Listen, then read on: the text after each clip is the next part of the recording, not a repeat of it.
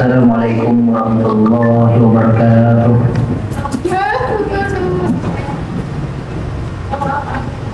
Alhamdulillah, pada kesempatan yang luar biasa ini kita kembali dipertemukan di tempat yang mubarak ini untuk bersama-sama kembali menuntut ilmu agama yang insya Allah semoga bermanfaat bagi kita semua, bagi keluarga kita, terkhusus bagi yang berkeluarga, karena hari ini pembahasannya terkait keluarga. Dan semoga ilmu ini nanti bisa diajarkan juga kepada anak cucu kita dan akan menjadi amal jariah yang akan menjadikan kita sebagai orang yang memiliki amal ibadah yang luar biasa di sisi Allah dan akan menjadikan kita sebagai penghuni surga. Amin ya rabbal alamin.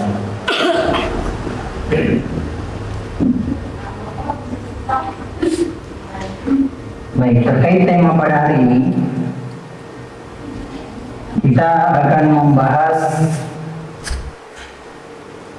terkait hubungan antara suami istri yang dimana nanti akan dibagi beberapa sub-sub tema seperti bagaimana caranya beradab kepada suami dan suami kepada istri. Itu akan kita bahas terkait adab-adabnya, juga membahas tentang apa-apa yang menjadikan suami istri itu harmonis, termasuk pembahasan kita hari ini berjima atau hubungan intim antara suami dan istri dan apa-apa saja sunnahnya, bagaimana adabnya, dan bagaimana cara mengangkat hadas besar setelah melakukan hubungan suami istri.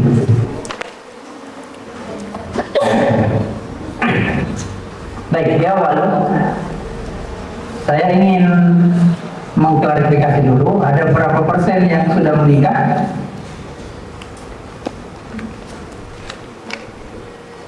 Tiga orang yang sudah menikah.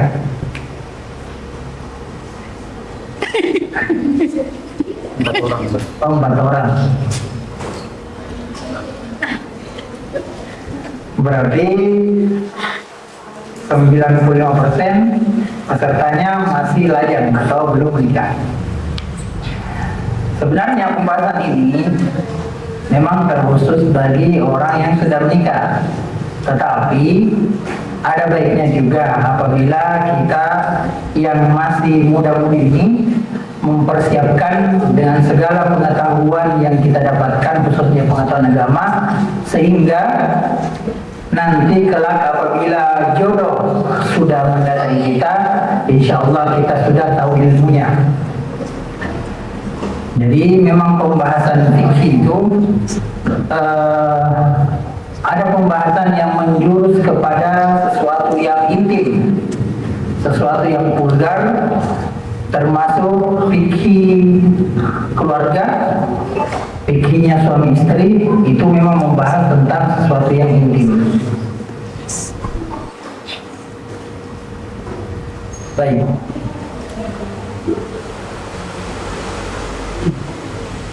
Ini adalah slide yang dimana menampilkan antara hubungan suami istri yang harmonis. Semoga kita semua, terkhusus yang sudah menikah, tergolong memiliki hubungan suami istri yang harmonis, sakinah, mawaddah warahmah sampai hari kiamat. Amin ya rabbal alamin.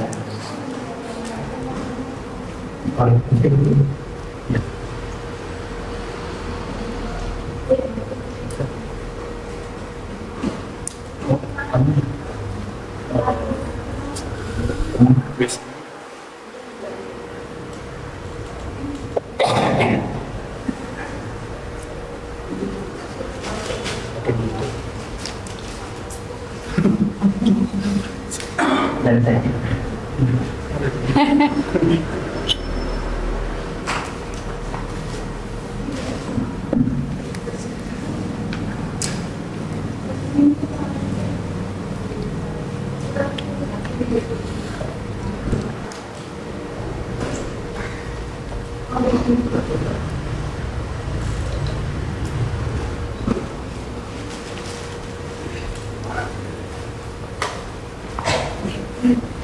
Baik, karena tema kita hari ini adalah terkait hubungan antara suami istri dan terkhusus memang yang dimaksud adalah hubungan intim atau biasa dalam bahasa Arab diartikan berjima.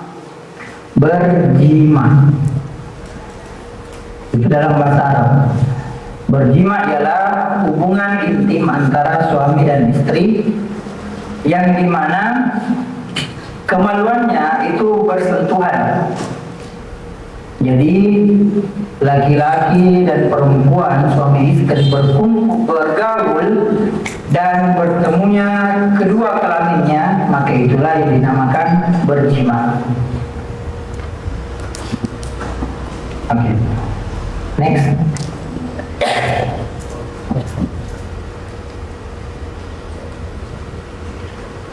Baik, kita masuk di hukum berjima. Jadi hukum berjima itu dibagi atas 4 hal atau 4 poin, yang dimana sebenarnya hukum berjima ini dilihat dari situasi dan kondisinya. Yang pertama, hukum dasar dari berjima atau bergaul antara suami istri itu hukumnya mubah. Mubah artinya boleh-boleh saja karena sudah halal. Hukum dasarnya adalah mubah. Bagi suami istri, hukum dasar awalnya berjima adalah mubah. Yang haram bagi orang yang belum bersuami istri, maka itu hukumnya haram. Hukum dasarnya adalah mubah dan dia bisa berubah menjadi sunnah dengan berniat untuk melakukan jima itu, berniat ibadah untuk menghidupkan perintah Rasulullah SAW. Jadi salah satu hikmah adanya pernikahan yang telah diatur oleh agama Islam itu mengarah ke agama. Kata para ulama, komunitas yang banyak itu memiliki power atau pengaruh yang luar biasa. Maka khususnya umat Islam, semakin kita banyak, itu akan berdampak kepada kekuatan atau power umat Islam itu sendiri. Jadi salah satu hikmah dari pernikahan itu untuk meneruskan keturunan dengan cara berjima dan dengan cara halal yang telah disahkan dalam syariat Islam yang bernama pernikahan. Selanjutnya, berjima itu menjadi wajib apabila pasangan sudah mencapai kebutuhan biologisnya yang dimana itu manusiawi untuk mencegah dari zina dan ketika istri meminta. Jadi dia bisa berubah menjadi wajib pada saat hormon atau syahwat seorang laki-laki ada kalanya dia memuncak yang dimana memang butuh untuk disalurkan. Apabila tidak disalurkan, itu bisa saja mengarah kepada hal-hal yang melanggar agama. Bisa saja karena sudah tidak bisa lagi menahan nafsu syahwatnya, maka dia menempuh jalan yang haram. Entahkah dia berzina, entahkah dia memperlakukan dirinya dengan zalim dalam artian onani atau apa-apa atau hal yang semacamnya yang dimana bisa membuat atau mendatangkan dosa.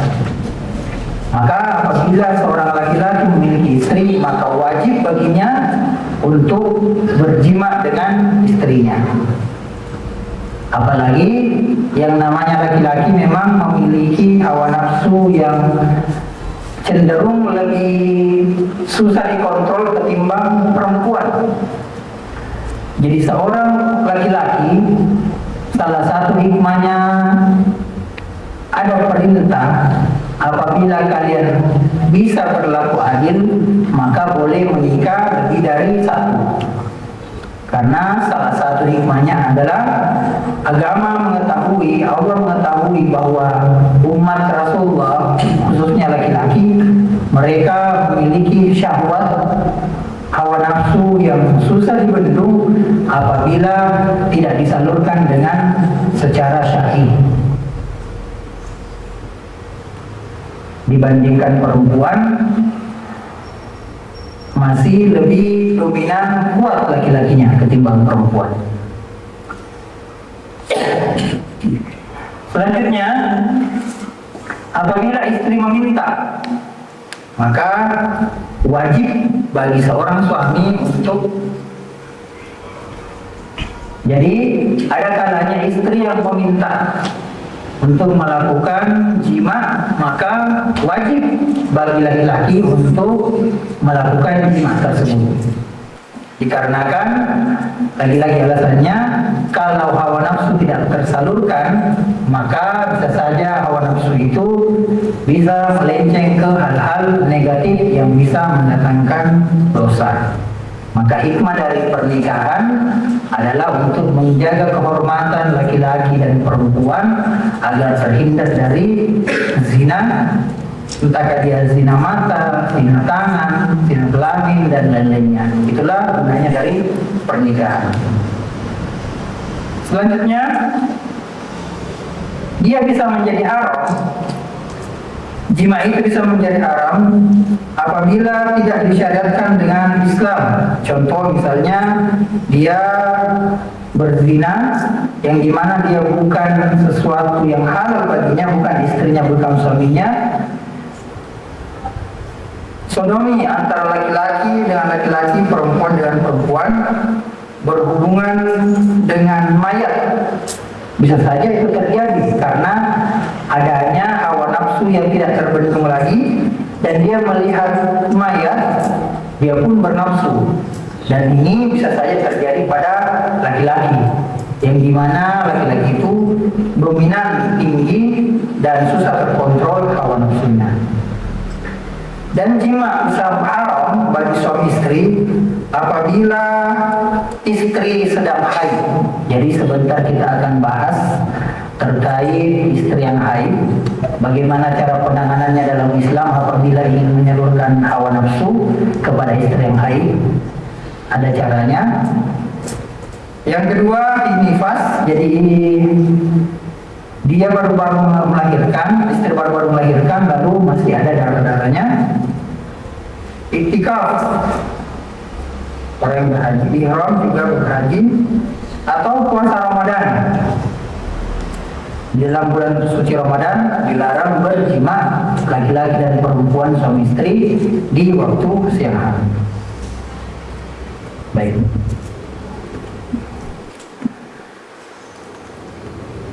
Next, kita masuk ke adab-adab terkait berjima. Bagi muslim dan muslimah yang baik, khususnya suami istri, hendaknya memperlakukan pasangannya dengan sebaik mungkin. Dikarenakan pernikahan itu bukan hanya berbicara terkait melepaskan hawa nafsu, melampiaskan hawa nafsu. Akan tetapi jauh dari itu, Islam mengajarkan adab-adab dan sunnah kepada umat muslim sekalian yang akan kelak menjadi bernilai pahala. Jadi pernikahan itu bukan hanya terkait tentang menyalurkan hawa nafsu, bahkan pernikahan itu adalah ibadah yang terpanjang. Ibadah yang terpanjang. Kenapa dikatakan ibadah yang terpanjang?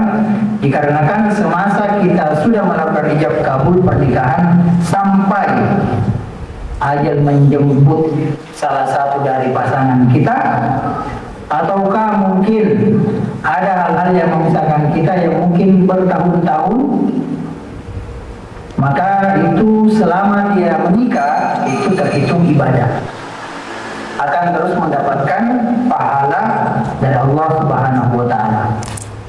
Maka dalam satu riwayat, dalam hadis disebutkan pernikahan itu nisful ibadah, sebagian setengahnya dari ibadah. Jadi ibadah itu dari sholat, puasa, zakat, semuanya itu ternyata setengahnya itu adalah pernikahan. Jadi setengah dari ibadah itu adalah pernikahan. Maka sempurnalah keislaman atau ibadah seseorang apabila dia telah melakukan sholat, puasa, zakat, haji dan lain-lainnya, bersedekah, lalu ia pun sudah menikah, maka derajatnya sangat tinggi di sisi Allah Subhanahu wa Ta'ala, karena ia melakukan ibadah yang berkesinambungan atau ibadah yang lama atau ibadah yang panjang. Yang pertama, kita bahas terkait niat sebelum berjima. Jadi, hubungan intim antara suami dan istri harus dilandasi dengan niat yang baik. Seperti contohnya menjalankan sunnah Nabi. Siapa-siapa yang melakukan sunnah Nabi akan mendapatkan pahala. Yang kedua, untuk menjaga kehormatan diri dan pasangan. Itu salah satu juga niat yang terbaik kita melakukan jima. Dan selanjutnya mendapatkan keturunan yang soleh-solehah.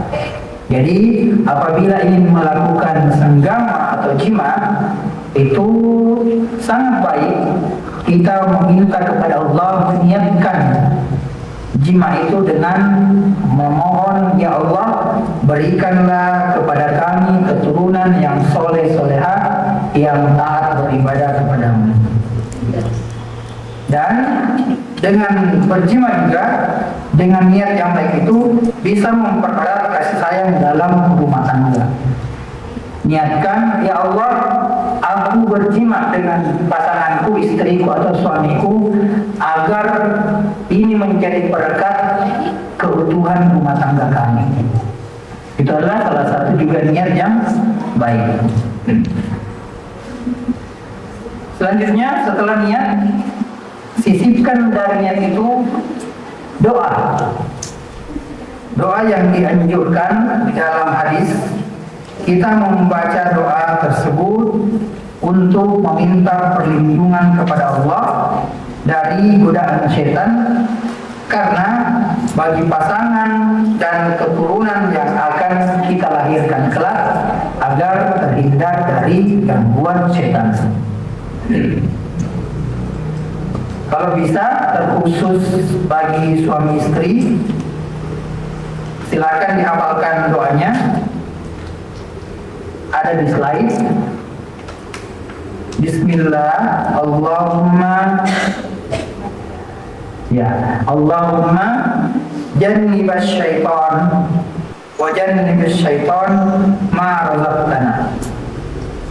Artinya, ya Allah, dengan menyebut namamu, jauhkanlah kami dari setan, dan jauhkanlah setan dari apa yang Engkau rezekikan kepada kami, termasuk anak yang akan lahir ini.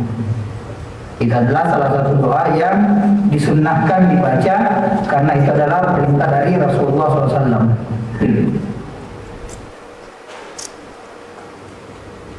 Selanjutnya, adab sebelum berjima, tentunya kita harus menjaga kebersihan, entah kebersihan suami atau kebersihan istri. Dikarenakan dengan menjaga kebersihan fisik seperti mandi atau berwudu sebelumnya adalah baik dan sesuai sunnah. Jadi alangkah baiknya apabila kita ingin berjima dengan pasangan suami istri, itu tidak langsung mendatangi istri dengan cara seperti binatang. Karena perbedaan antara manusia dan hewan apabila ingin melakukan jima, salah satunya yaitu persiapannya. Apabila binatang ketemu jantan dan betina, maka langsung saja dilakukan atau mereka lakukan itu. Tetapi perbedaan antara manusia, apalagi manusia yang beradab, itu menjaga kebersihan, mempersiapkan segalanya dengan cara mandikah, berwudukah sebelum melakukan jima.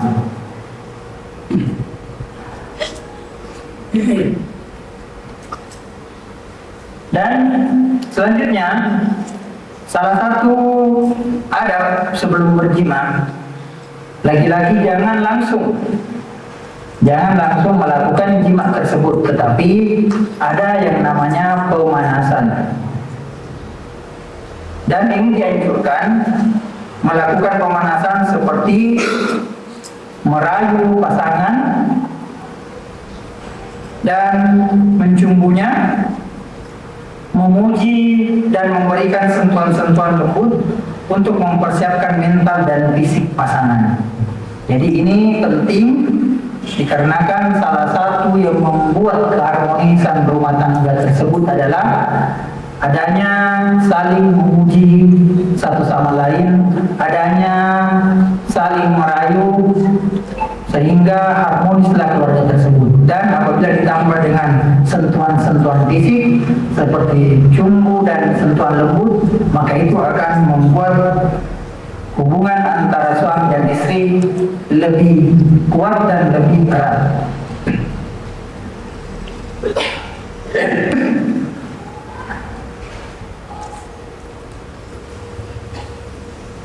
Baik, kalau yang tadinya kita membahas terkait persiapan sebelum berjima, maka kita sudah masuk ke tahap ingin memulai. Jadi tadi ada yang dibahasakan pemanasan, itu memang sudah ingin masuk kepada fase berjima itu. Jadi yang pertama, sebelum hal itu terlaksana, maka sebaiknya suami istri itu dianjurkan untuk menutup auratnya, dalam artian tidak semua terbuka seperti telanjangnya binatang. Dianjurkan untuk memiliki penutup, entah itu penutupnya dari selimut yang tipis atau sarung atau hal-hal yang bisa membuat pasangan suami istri itu tidak terlihat secara telanjang bulat.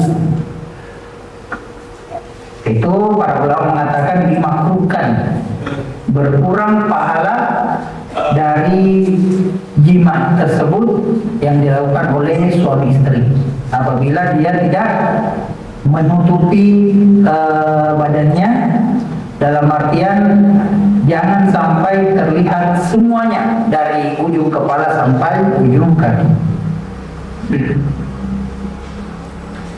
Dan setelah masuk ke fase jima, pasangan suami istri hendaknya dilarang membicarakan atau menceritakan hal-hal yang membuat proses tersebut menjadi hilang gairah. Contoh saja, sementara berjima antara suami dan istri, sang laki-laki atau sang suami mengatakan ada bau yang tidak sedap, seperti itu. Dan itu membuat si wanita atau si istri menjadi tersinggung, itu dilarang. Jadi jangan sampai ada kata-kata yang membuat pasangan kita jatuh mental istilahnya, atau tidak pede dengan pasangannya. Itu dihindari.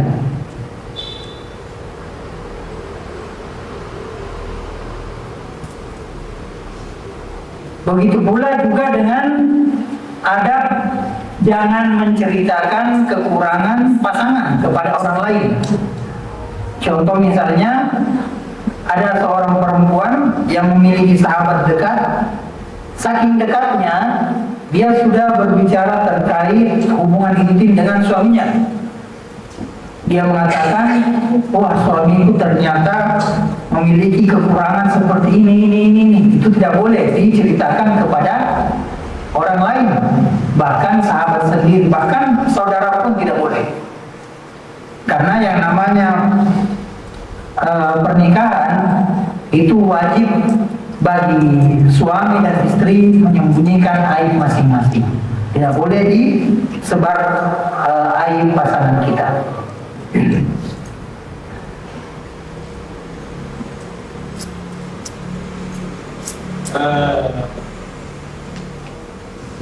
Paham? Baik, selanjutnya kita masuk ke posisi yang diperbolehkan. Jadi bahasa dalam Al-Quran atau Islam mengajarkan bahwa Islam membolehkan berbagai posisi selama dilakukan melalui jalur yang sah. Jadi semua posisi diperbolehkan bagi suami istri untuk melakukan hal tersebut selama jalurnya sah atau pada kelamin istrinya. Tidak boleh sama sekali melalui jalur yang dilarang, termasuk dubur atau lubang yang di belakang. Itu dilarang.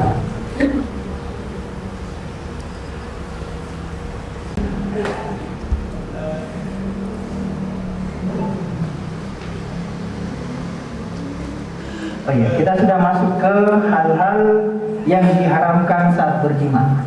Jadi pembahasan terkait berjima tadi kita sudah bahas secara singkat, yang dimana secara garis besarnya itu dilakukan oleh suami istri, yang dimana mereka ingin saling melepas godaan hawa nafsu mereka dengan cara yang halal, yang dimana ini akan bernilai ibadah yang luar biasa yang Allah akan ganjar dengan sesuatu yang hal yang baik. Entah itu di dunia dan di akhirat, Allah telah siapkan ganjaran itu kepada orang-orang yang beribadah suami istri dengan cara berjima. Nah, kita masuk ke poin ketiga, hal-hal yang diharamkan saat berjima. Jadi yang pertama jelas, yaitu melalui dubur atau anus. Itu tidak boleh. Jadi apapun alasannya, Islam tidak membenarkan mendatangi istri melalui lubang yang di belakang. Yang harus didatangi adalah lubang yang di depan. Dengan gaya dan posisi bagaimanapun bebas. Bahkan ulama sebagian berpendapat semakin banyak variasi dalam berhubungan intim dengan istri, maka itu semakin bagus karena akan menimbulkan hal-hal atau gairah yang membuat pasangan suami istri itu bisa harmonis. Karena posisinya tidak kaku, bukan itu terus saja, tetapi ada hal-hal yang membuat hubungan suami istri itu ada tantangan dan ada sesuatu sensasi baru yang dialami atau dirasakan oleh hubungan antara suami istri. Yang kedua, hal yang diharamkan saat berjima yaitu saat haid atau nifas. Ini jelas tidak boleh mendatangi istri melalui jalur yang jalur depan itu apabila istri sedang haid dan nifas. Jadi di surah Al-Baqarah dijelaskan bahwa ketika Rasulullah SAW ditanya tentang haid, maka Allah memberikan wahyu kepada Nabi Muhammad dan Allah memerintahkan kepada Muhammad untuk mengatakan, wahai Muhammad, katakanlah itu adalah suatu kotoran, maka jauhilah para istri dari melakukan hubungan intim. Yang dimaksud di sini dijauhi, yaitu tidak mendatanginya dengan cara ingin menggaulinya atau berjima. Bukan berarti diusir dari rumah, tidak. Jadi salah satu perbedaan antara zaman jahiliyah sebelum Rasulullah datang, itu di zaman jahiliyah wanita-wanita yang haid itu diusir dari rumah karena dianggap mereka adalah kotor. Jadi di zaman jahiliyah orang Arab mengusir istri-istri mereka, anak-anak mereka yang sedang haid. Tidak boleh masuk rumah, tidak boleh bergaul kepada keluarga yang lainnya. Mereka dianggap binatang yang dihinakan. Bahkan ada yang sampai dikurung, tidak boleh keluar-keluar di satu tempat. Jadi ada seperti bangunan kecil yang dimana untuk wanita-wanita haid telah disiapkan dan mereka dikurung dalamnya, tidak boleh keluar-keluar memperlihatkan diri mereka. Itulah kejahilian atau kebodohan di zaman jahiliyah. Lalu datanglah Rasulullah SAW menghapuskan hukum jahiliyah itu. Jadi wanita yang haid pada waktu itu setelah Rasulullah SAW datang itu sudah bisa bergaul dengan keluarganya. Dikarenakan penjelasan dari Rasulullah bahwa bukan yang kotor kulitnya, bukan yang kotor badannya, tetapi hal yang keluar dari kemaluan perempuan itulah yang tidak boleh didatangi dengan cara dijima. Tapi untuk berinteraksi, bersosialisasi dalam kesehariannya itu boleh saja.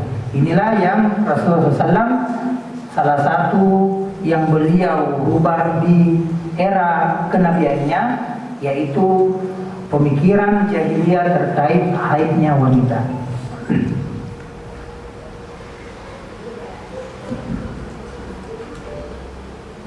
Selanjutnya yang tidak boleh dilakukan atau haram dilakukan bagi perempuan khususnya, yaitu menolak ajakan suami dengan alasan yang diada-adakan.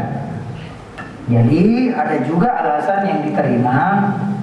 Contoh misalnya sang istri sakit parah misalnya, sehingga tidak ada kemampuan dan daya untuk melayani suami, itu boleh saja. Tetapi selama istri itu sehat dan tidak ada uzur, tidak ada penyakit, tidak ada hal-hal lain yang menjadikan alasannya itu syar'i secara agama, maka hukumnya menolak suami tidak boleh atau haram. Bahkan dalam hadis dari Abu Hurairah radhiyallahu anhu, Rasulullah SAW bersabda, jika seorang pria, seorang suami mengajak istrinya keranjang, lantas si istri enggan memenuhinya, ini baru enggan, belum menolak. Jadi apabila seorang suami mengajak istrinya, tetapi sang istri sudah memperlihatkan wajah yang cemberut, wajah yang ogah-ogahan, wajah yang ingin menolak, walaupun belum diucapkan, kata Rasulullah, maka malaikat akan melaknatnya hingga waktu subuh. Jadi baru memperlihatkan hal-hal yang tidak mengenakan kepada suami itu sudah dilaknat. Laknat itu seakan-akan malaikat menyumpahi wanita tersebut dengan sumpahan yang buruk. Itulah yang namanya melaknat.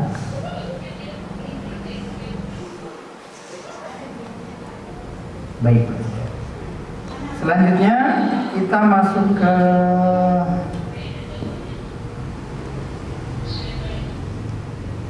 ini sudah selesai. Baik, sebelum kita masuk ke mandi junub, ya sebentar mungkin ada praktek bagaimana cara mandi junub. Sebelumnya, apakah ada yang ingin ditanyakan? Oh, tunggu dulu. Masih ada sedikit lagi. Kita masuk ke adab setelah berjima. Jadi, apabila setelah berjima, itu wajib bagi suami istri untuk mandi junub. Ya, sebentar kita akan bahas terkait tata cara mandi junub. Itu yang pertama. Yang kedua, sebenarnya boleh saja menunda mandi junub bagi pasangan suami istri. Contoh misalnya, suami istri yang melakukan jima di jam-jam tengah malam dan dikhawatirkan apabila selesai melakukan jima di jam 1 itu tidak mampu untuk mandi langsung, maka boleh ditunda. Dikhawatirkan apabila mungkin mandi di jam 1 bisa saja demam atau sakit, maka boleh ditunda sampai waktu ingin masuknya sholat subuh. Tetapi menunda mandi junub itu dianjurkan untuk mengambil air wudhu. Jadi cukup dengan mengambil air wudhu lalu tidur dan akan mandi sebelum subuh, maka itu sudah tepat. Jangan langsung tidur, tetapi wudhulah dulu, setelah wudhu baru tidur. Dan setelah bersenggama atau berjima dengan istri, itu dianjurkan untuk bermanja-manja. Bila telah selesai melakukan jima, suami istri hendaknya berinteraksi, jangan langsung tidur atau saling meninggalkan. Tapi sangat bagus untuk melakukan atau dianjurkan. Yang pertama, saling memeluk antara suami istri. Kedua, sambil ngobrol, bercanda juga boleh. Saling memuji dan tidak mencela kekurangan masing-masing. Dan berdoa untuk hidup yang lebih baik. Jadi ada hikmah yang diajarkan oleh para ulama. Hikmah ini sebenarnya pembahasannya agak mendalam, karena ini pembahasan tentang suami istri, yang dimana di kitab Qurratul Uyun dibahas apabila orang mengamalkan amalan ini, insya Allah hidupnya akan tentram, damai dan bahagia. Salah satunya ada pada saat suami istri berjima, dan salah satunya ingin mengeluarkan cairan kenikmatan atau ingin mencapai klimaks.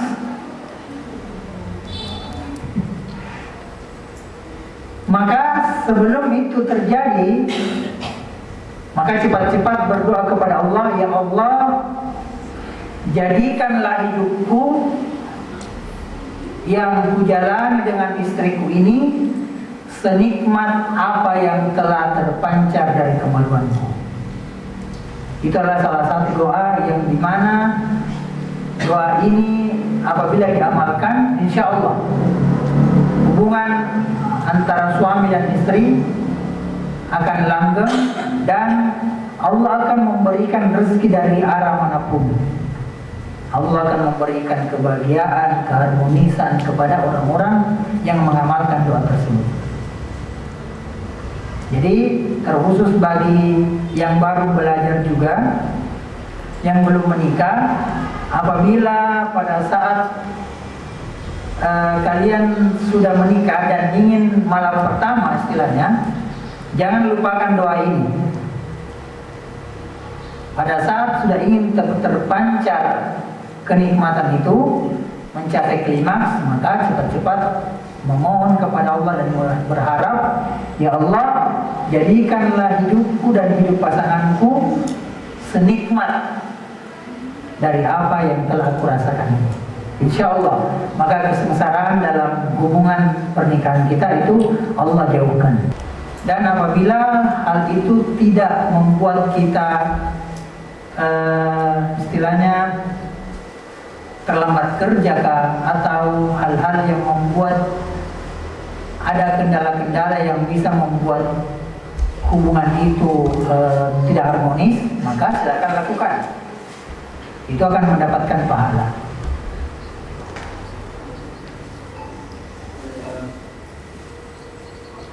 Ada lagi mau ditanyakan?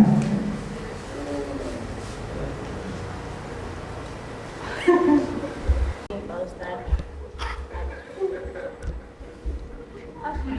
ya ada orang, iya istrinya 3. Nah, karena uangnya banyak ya, kemudian istrinya 3, dia tanggung jawabnya kuat ya, dia bisa tuh adil secara finansial. Ya itu tidak apa ya Ustaz kalau misalnya dia menikah sampai 3 kali gitu, dia ternyata hak poligami. Baik, terkait poligami, Al-Quran menjelaskan bagi laki-laki yang ingin menikah 2, 3, dan 4 itu boleh, dan batasnya 4. Batasnya hanya 4. Tetapi ada perintah dari Allah yang mengatakan apabila kalian sanggup dengan keadilan itu, kalau kalian sanggup dengan adil bagi laki-laki, maka silahkan. Tetapi yang menjadi permasalahannya bagi laki-laki yang tidak mampu berbuat adil, itu juga akan membuat dia menzolimi istri-istrinya. Itu akan membuat kezoliman kepada istri-istrinya. Dan yang dinamakan adil di sini bukan hanya dari segi finansial, dari segi uang, bukan. Tetapi luas pembahasan adil ini karena sudah membahas terkait perasaan juga. Jadi apabila ingin berlaku adil, itu bukan hanya terkait finansial, uang, tetapi jauh dari dalam itu adalah hal-hal yang membuat kita tidak menzolimi istri-istri kita. Kalau selama kita memiliki lebih dari 1 istri, dan bagi istri-istri kita merasa kami sudah mendapatkan keadilan, maka itu bagus. Berarti ibadahnya dikali 2. Itu ibadahnya dikali 2. Tetapi apabila ada istri yang protes dan merasa tidak adil, maka siap-siap mempertanggungjawabkan kelak di hari kiamat. Bagi seorang laki-laki yang ingin berpoligami atau beristri lebih dari 1.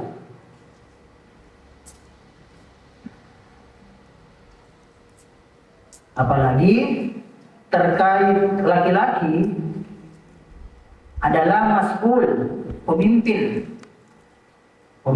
bagi keluarganya, dan akan kelak dipertanyakan kepemimpinannya itu di hari kiamat.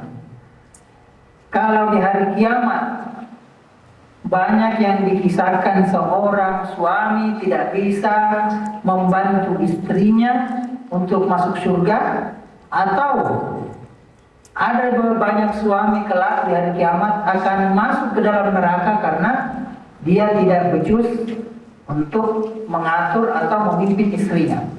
Itu baru 1 istri. Bagaimana kalau lebih dari 1? Pasti pertanggungjawabannya lebih daripada 1 istri. Itulah yang menjadi kehati-hatian bagi seorang laki-laki. Jangan hanya memperturutkan hawa nafsunya saja, tetapi perlu ditinjau juga dari segi akhirat karena semuanya kelak akan dipertanggungjawabkan.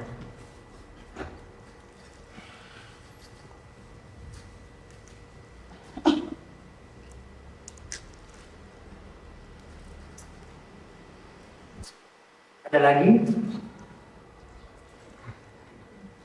Assalamualaikum warahmatullahi wabarakatuh.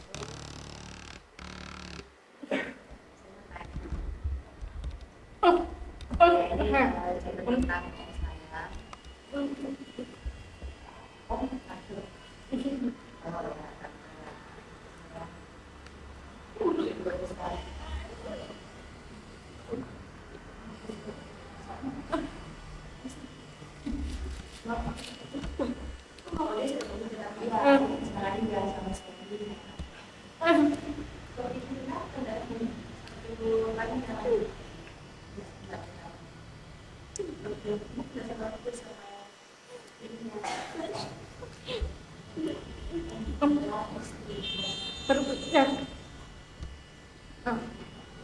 Oh, sebelum dicerai, ini pernikahan kedua, tapi satu.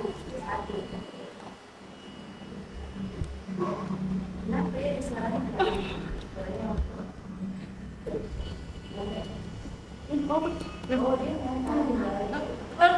kalau dia terpisah.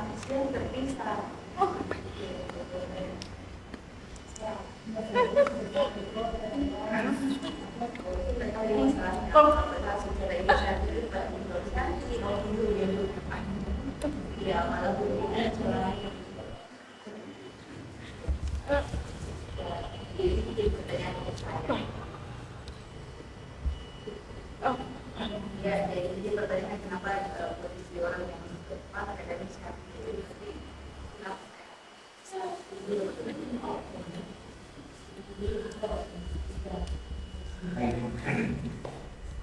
terkait yang terjadi pada Om Tan dan Tante Ta, itu sebenarnya sudah menjadi ranah pribadi mereka yang dimana kita tidak tahu menahu apa sebenarnya sebabnya. Tetapi apabila hal itu terjadi misalnya pada orang lain, mungkin mereka memiliki alasan masing-masing yang kuat. Apalagi contoh misalnya kalau orang tua sudah berumur, terkadang orang tua itu contoh seperti seperti keluarga kami juga yang sudah orang tua, yang mereka masih suami istri, itu memang mereka berpisah tempat tidur. Dikarenakan ada alasan tertentu, contoh misalnya om saya juga itu lebih nyenyak tidurnya apabila sendiri dan cepat terbangun salat tahajud apabila tidak ada orang-orang di dekatnya. Malahan kalau ada cucu-cucunya yang datang nginap dan tidur bersama mereka, itu membuat tidur mereka tidak berkualitas dan tidak nyenyak, sehingga susah untuk bangun sholat malam, sholat tahajud. Jadi mungkin alasannya bukan karena mereka saling membenci atau apa, tapi mungkin ada alasan tertentu yang dimana mereka ingin mendekatkan diri dengan memperbanyak ibadah. Mungkin di tengah malam mereka ingin bangun sholat tahajud. Ustaz, atau mungkin karena anaknya sudah 6 ya, jadi mereka batasi dan anaknya sudah besar-besar. Ya, itu juga mungkin termasuk alasan. Jadi alasan itu ada beragam, termasuk mungkin karena anak-anaknya sudah besar-besar, sehingga ada juga orang yang sudah tua merasa malu, merasa risih apabila terlihat terlalu romantis dengan pasangannya. Apalagi yang dilihat itu adalah anak-anaknya yang bisa saja karena kedekatan mereka bisa saja mengganggu mereka dengan cara mengejek atau apalah itu, sesuatu yang membuat mereka malu. Jadi mungkin hal-hal yang sesimpel itu memang bukan hanya karena ada alasan kebencian, tapi ada hal yang membuat mereka membatasi diri, tidak memperlihatkan kedekatan mereka di depan umum, karena dikhawatirkan nanti istilahnya apa ya, dicicil gitu semua. Iya kayak gitu.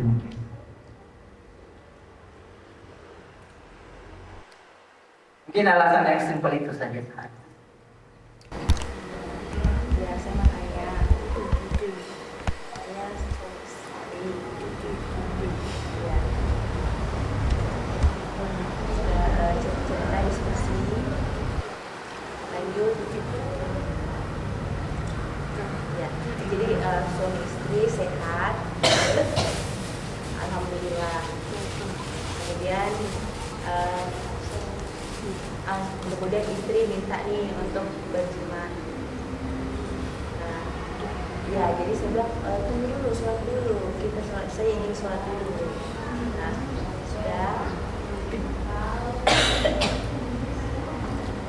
Iya, kemudian ditambah dengan zikir. Oke, sudah. Kemudian kita tunggu dulu nih, anak tidur. Oke. Ya, kemudian jam 12 malam. Ya, tahajud dulu, sholat pagi sarung. Oh ya udah, jam 12 malam. Oke, sudah. Ya, jadi itu ditutup. Ya, jadi pada saat sebelum melakukan ditutup pakai sarung. Oke. Nah, jadi sebelumnya itu ini dulu ya, Ustaz mandi dulu, kemudian berwudu, ya. Oke, setelah itu mandi, oke, nanti bersih, oke. Kemudian, oh ya, jangan lupa juga kakinya dibersihkan ya. Oke, sudah. Wudu, sudah. Nah, itu sunnah ya. Kemudian menambahkan lagi sholat lagi. Jadi sebelumnya, oke, sebelum asar sholat. Jadi kapan lagi kapan?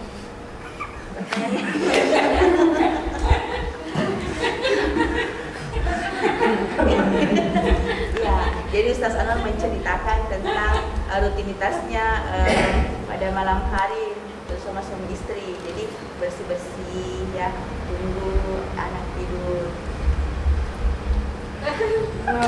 Oh malam. Cerita tapi tidak ada bilang. Ya, oke malam. Oke jam. Oh ya, kadang-kadang jam 1 atau jam 2 Ustaz. Dia ceritakan tentang rutinitas yang selalu dia lakukan. Ya, jadi saya selalu mengutamakan kebersihan dan sebelum itu ya pasti saya menutup kalau mau melakukan itu.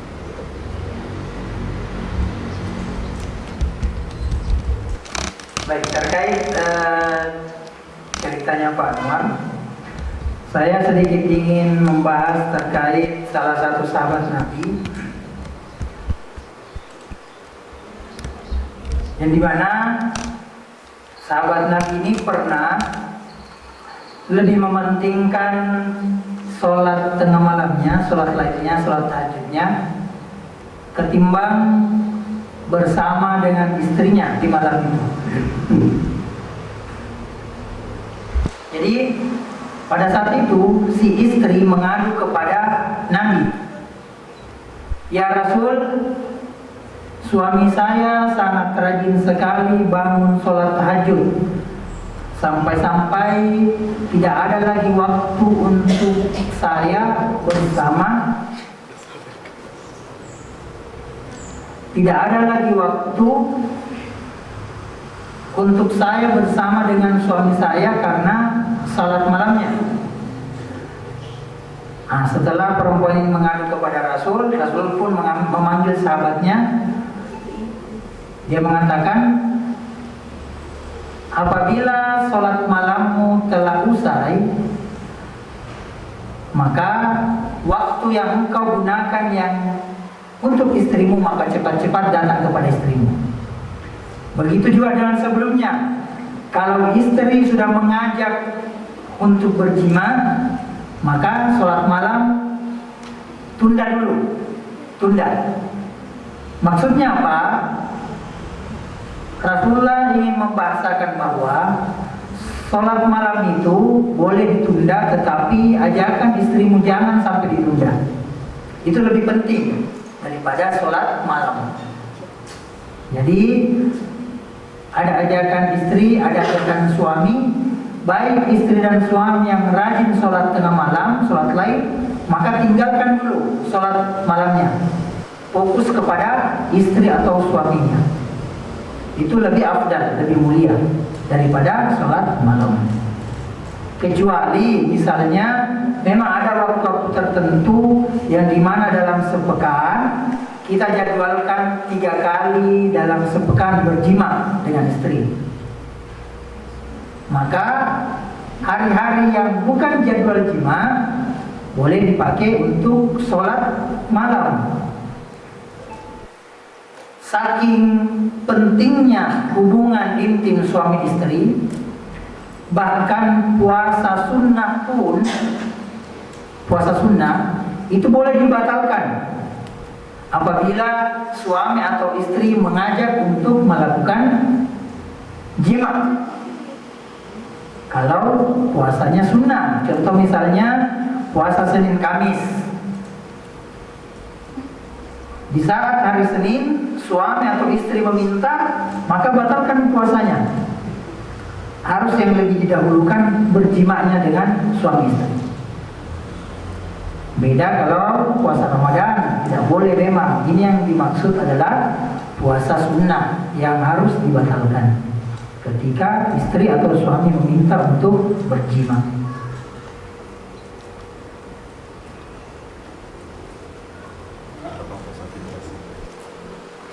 Jadi saya mau tanya terkait tentang teman-teman muda itu, kalau misalnya anak-anak muda itu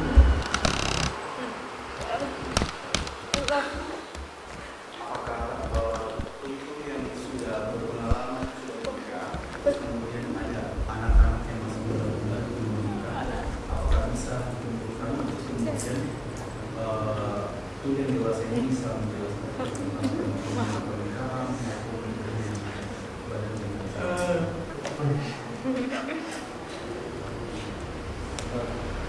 Jadi itu sangat boleh.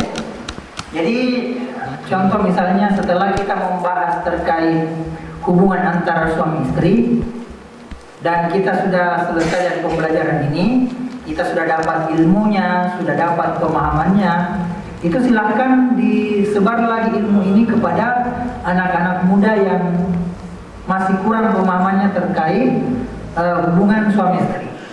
Itu sangat bagus untuk di-share ilmu ini kepada mereka yang masih muda-mudi, agar bertambah pemahaman mereka dan mereka tidak salah paham. Oh, ternyata yang namanya perzinahan itu haram, yang namanya hubungan intim itu hanya boleh dilakukan oleh suami istri karena sudah halal. Itu sangat bagus untuk disebar, di-share.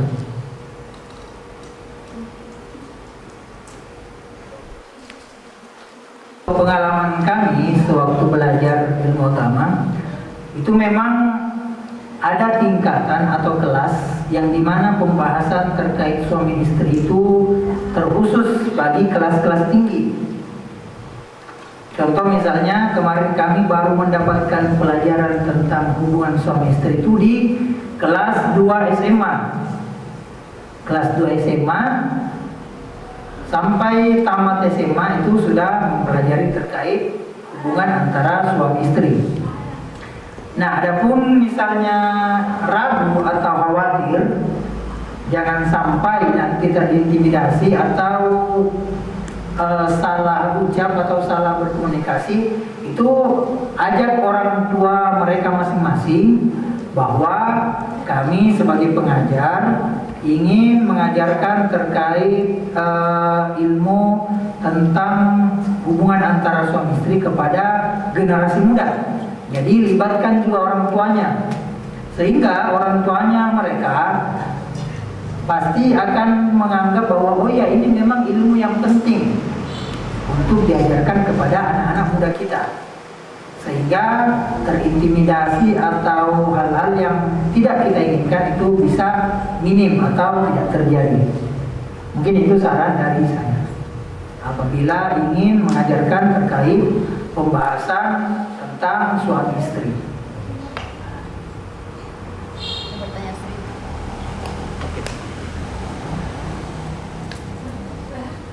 Oke.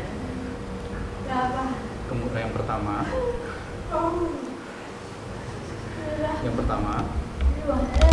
kalau misalnya setelah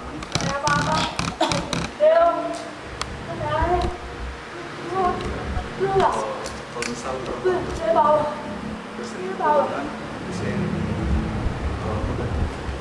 Terus kemudian yang kedua, kalau misal sama-sama punya pacar terus kemudian berhubungan intim bersama, itu terus kemudian yang ketiga terkait tentang terus kemudian yang ketiga kalau misal punya pacar, sama-sama punya pacar terus kemudian saling bergantian kayak tukar-tukar pasangan. Terus kemudian saya punya teman ini suami, terus kemudian mengajarkan anak-anak untuk mengajarkan teman-teman dilarang untuk mengajarkan tuli, tapi dilarang seperti hubungan seksual, nggak boleh. Oh, jadi kebanyakan dari teman-teman itu yang sudah diajarkan itu selalu lupa dan sebenarnya tidak memahami materi tersebut dan hanya cuek-cuek saja. Jadi akhirnya pengajaran itu mengajarkan berhubungan. Ya cukup pertanyaannya tiga tadi. Yang pertama tadi berselingkuh. Yang kedua itu kalau misal berhubungan dengan kayak sama-sama punya pacar, berhubungan terus kalau semisal kedepannya tukar pacar juga, itu seperti apa? Tukar saling berganti. Ya. Baik, terkait kita bahas dulu terkait hukumannya di dunia, dan itu melakukan memakai hukum Islam. Jadi kita bahas terkait hukum Islamnya. Bagi orang yang selingkuh atau berzina, bagi yang belum menikah, itu hukumannya dalam Islam 80 kali cambukan atau 80 kali derah. Jadi seperti di Aceh itu menggunakan hukum Islam yang apabila ada laki-laki dan perempuan berzina yang belum menikah, itu akan dihukum sebanyak 80 kali derah, 80 kali cambukan. Itu tanpa henti dan harus dilakukan sampai 80 kali. Itu bagi yang belum menikah. Dan bagi yang sudah menikah, contoh misalnya seorang laki-laki yang sudah menikah, lalu dia berzina dengan perempuan lain, ataukah seorang wanita sudah menikah, sudah memiliki suami, dia selingkuh dengan laki-laki lain, maka hukumannya dirajam sampai leher. Dirajam itu ditanam, dikubur dengan cara berdiri dan hanya menyisakan kepala saja. Lalu setiap orang yang lewat di hadapan orang yang dihukum itu akan melempar batu kepada orang yang berzina itu. Itu hukum Islam, bukan hukum Indonesia, hukum Republik. Dan itu memang sampai meninggal, sampai mati. Tambahan sedikit, bagi yang belum menikah itu 80 kali cambukan dan akan diusir dari kampung halamannya, disuruh pergi dari kampung halamannya. Itu bagi yang belum menikah. Nah, terkait Soal yang kedua terkait pacar-pacaran yang mereka berzina, itu kan sudah kita bahas dari terkait hukumannya di dunia. Jadi itu baru di dunia, belum di akhirat. Memang begitu mirisnya zaman ini, yang dimana laki-laki dan perempuan itu sudah bagaikan suami istri yang tinggal bersama, tetapi mereka belum menikah. Itu banyak terjadi. Tidak usah jauh-jauh kita membicarakan terkait luar negeri, yang dimana mereka memang seks bebas atau pergaulan bebas. Bahkan di Indonesia pun itu banyak yang melakukan hal serupa, dan mirisnya mereka adalah dari golongan terdidik atau mereka mungkin mahasiswa, mereka akademisi. Mereka tahu terkait itu bahwa ini adalah haram, tapi mereka tidak mempedulikan hukum Allah dan mereka tetap tinggal atau kumpul kebo bersama. Itu mirisnya sekarang terjadi. Nah, maka pentingnya kita sebagai umat Islam apabila ingin selamat itu memang harus banyak belajar dan memahami terkait aturan-aturan agama. Karena dengan ilmu yang kita dapatkan dan kita memahami hukum-hukum Islam tentang apa nanti hukumannya di dunia dan di akhirat, apa ganjarannya neraka atau surga, itu akan membuat kita memiliki rem atau penahan diri agar tidak melakukan hal-hal dosa tersebut.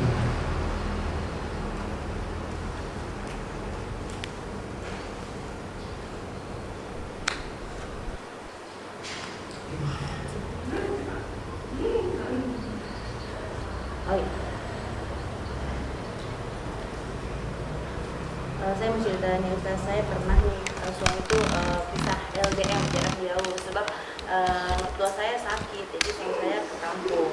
Oke, mertua saya lumpuh, tidak bisa berdiri. Nah itu lamanya 4 bulan. Kemudian pas suami datang di Makassar, jadi malamnya setelah selesai sholat, ya jadi suami minta untuk berhubungan. Nah, tapi sebelumnya kami sholat dulu. Ya, kemudian suami minta dan saya terima permintaannya. Setelah berhubungan, ya saya mandi wajib, bersih, kemudian tidur, dan jam 3 subuh saya bangun sahur, kemudian sholat subuh. Nah itu boleh kan Ustaz ya? Soalnya kan kalau pagi nggak bisa puasa. Oh, Ramadan. Ya, ini dalam kondisi Ramadan.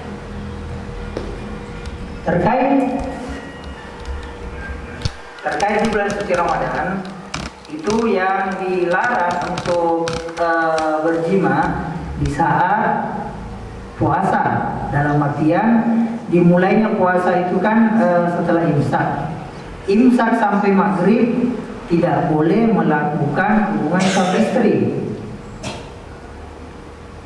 Tetapi setelah berbuka puasa malam itu boleh dilakukan, bahkan berulang-ulang kali pun tidak ada masalah, maka mendapatkan pahala.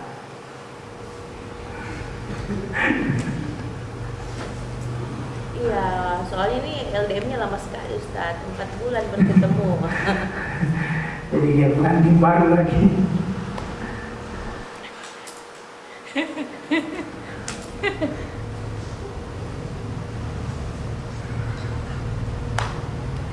Iya Ustaz.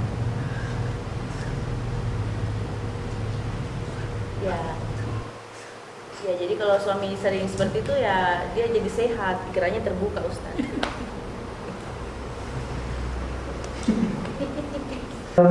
Tata cara mandi junub. Jadi secara garis besarnya ini adalah tata cara mandi junub yang dimana harus dilakukan oleh hubungan suami istri. Yang pertama niat, yang diikrarkan dalam hati, diucapkan dalam hati, saya berniat mandi junub untuk mengangkat hadas besar karena Allah Ta'ala. Lalu membasuh kedua tangan 3 kali. Dan ketiga, karena mungkin masih ada sisa-sisa dari cairan laki-laki dan perempuan, maka membersihkan kemaluan dengan tangan kiri. Setelah itu cuci tangan hingga bersih lagi. Jadi setelah kita cuci-cuci badan, istilahnya sudah membersihkan sisa-sisa cairan yang menempel di anggota tubuh seperti paha, kelamin dan lain-lainnya, itu berwudu. Setelahnya berwudu. Jadi sebelum mandi kita berwudu dulu, wudunya normal saja, boleh dari wajah sampai kaki, itu boleh. Lalu setelah berwudu, membasuh rambut di kepala dengan cara menyeluruh, kalau perlu di sela-selahi rambutnya. Jadi ambil air, jangan asal siram tapi disela-selahi. Karena dengan cara menyelahi rambut itu akan membuat kita semakin yakin bahwa air sudah terkena ke kulit dengan secara menyeluruh. Setelah itu mengguyur bagian kepala, mulai dari kepala lalu ke sebelah kanan ke kiri. Jadi 3 kali ke kanan dulu. Lalu setelah itu bagian kiri 3 kali juga, itu disunahkan. Dan setelah merasa sudah terbasahi semua kulit, mulai dari ujung kepala sampai ujung kaki, maka baru boleh menggunakan sabun atau sampo. Karena tadi sudah yakin bahwa sudah terbasahi semua kulit. Jadi walaupun kulit yang lain terkena cairan selain air, misalnya cairan sampo, cairan sabun, itu tidak ada masalah lagi. Lalu yang terakhir kembali dengan wudu. Karena dengan wudu kita memastikan bahwa wudu kita masih terjaga, tidak batal dikarenakan sentuhan-sentuhan kepada kemaluan.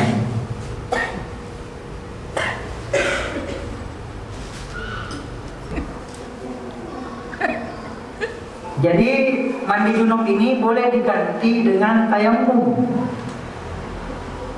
Boleh diganti dengan tayamum. Jadi pada saat kita sedang berhadas besar, tetapi khawatir kalau mandi di jam-jam malam akan membuat kita demam, maka itu boleh diganti dengan tayamum. Dan ulama berbeda pendapat lagi terkait ini. Ada yang mengatakan tayamumnya tidak perlu diganti dengan mandi junub di pagi harinya. Ada juga ulama yang mengatakan bahwa tetap harus diganti tayamumnya dengan mandi junub pada saat sudah tidak ada di cuaca ekstrim atau cuaca dingin dan tidak dikhawatirkan lagi untuk demam, maka boleh mandi lagi. Itu boleh.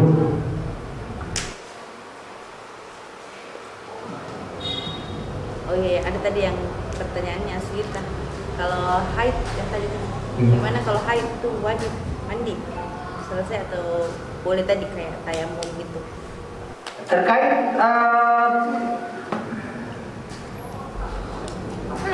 Terkait wanita yang selesai haidnya, contoh misalnya haidnya selesai ternyata di waktu malam Isya, dan cuaca tidak mendukung, dingin sekali pada waktu malam itu, Dikhawatirkan kalau wanita ini mandi di tengah malam bisa sakit, maka boleh tayamum. Boleh tayamum. Besoknya setelah cuaca normal, tidak dingin lagi misalnya dan tidak dikhawatirkan demam, maka boleh mandi lagi. Karena salah satu fungsi tayamum itu listibahatis shalah, untuk melaksanakan sholat di mana tidak ada air untuk dipakai berwudu atau mandi. Jadi tayamum, setelah tayamum silakan sholat isya dan sholat subuh. Lalu besok paginya jam 8 jam 9, apabila tidak dingin lagi boleh mandi junub atau mandi besar. Jadi mandi junub itu dikhususkan bagi orang yang ingin mengangkat hadas besar. Seperti misalnya bertemunya dua kemaluan laki-laki dan perempuan, itu wajib mandi. Seperti wanita yang haid dan selepas haidnya maka wajib mandi. Adapun bagi hanya orang yang berhadas kecil, itu berwudu saja, wudu, tidak perlu mandi. Walaupun berhari-hari tidak mandi, selama dia tidak berhadas besar, maka berwudu saja itu sudah cukup.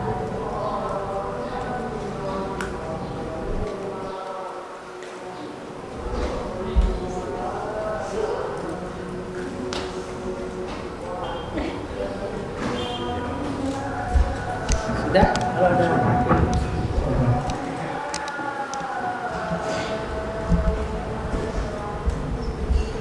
baik, kalau tidak ada yang mau ditanyakan, kita cukupkan pada hari ini terkait pembahasan suami istri, dan pembahasannya terkhusus jima, berhubungan badan, berhubungan intim antara suami dan istri. Insya Allah kedepannya kita akan membahas lagi terkait adab-adab suami istri. Tetap adab-adab, tetapi bukan adab saat berhubungan suami istri, tetapi adab dalam kesehariannya. Insya Allah, semoga Allah kembali mempertemukan kita di tempat yang mubarak ini, memberikan kita umur yang panjang, amin, dan memberikan kita kesempatan waktu yang luang untuk sama-sama menuntut ilmu. Baik, sekian yang sempat kami sampaikan. Sedikit lagi Pak Ustaz. Contoh kalau misal setelah menikah, kemudian ada masalah dengan suami istri ini, terus kemudian akhirnya bocor masalah itu. Seperti contohnya kayak misalnya, oh ini suami saya pelit, apakah itu tidak boleh? Baik, terkait pertanyaan suami istri yang bertengkar, lalu salah satunya menyebarkan aib, maka yang pertama, istri atau suami yang menyebarkan aib pasangannya itu dihukumi berdosa. Berdosa dan tidak boleh. Dan kecelakaanlah bagi pasangan, entah itu suami dan istri, apabila dia tidak mampu menjaga kehormatan pasangannya. Mau dia istri atau suami, itu wajib menjaga kehormatan pasangan masing-masing. Dan apabila dia sudah berbicara tentang aib kepada orang di luar itu, temannya kah, kerabatnya kah, dia sudah membeberkan rahasia itu, maka dia sudah tidak menjaga kehormatan suaminya atau istrinya.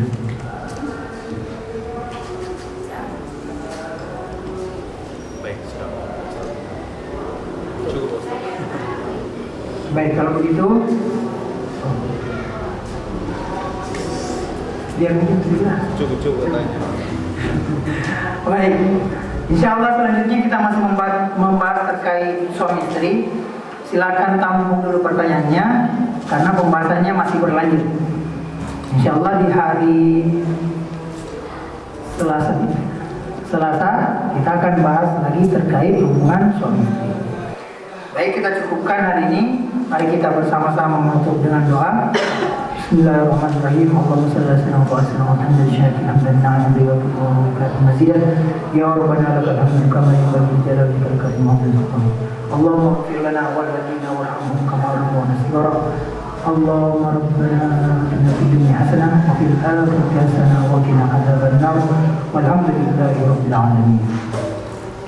Sekian, assalamualaikum warahmatullahi wabarakatuh.